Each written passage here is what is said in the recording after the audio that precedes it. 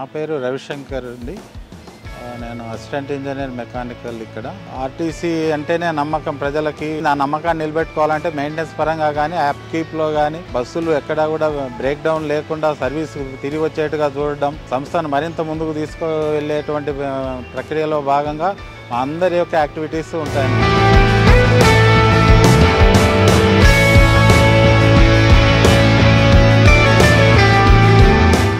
Vehicles మనకు పొద్దున్నే మనం ఫస్ట్ షిఫ్ట్ నుంచి బయటకు వెళ్ళడం జరుగుతుంది.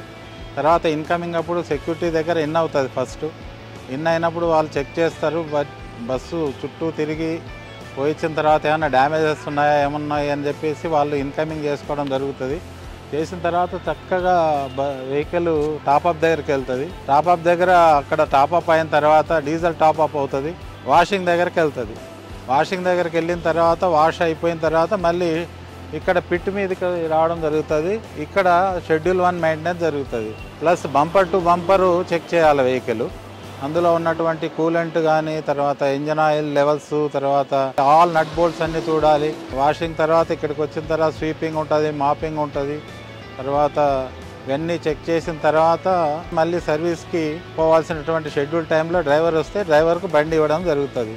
అప్పుడు మళ్ళీ బండి ఇక్కడికి వస్తుంది. ఇది డైలీ జరిగేది.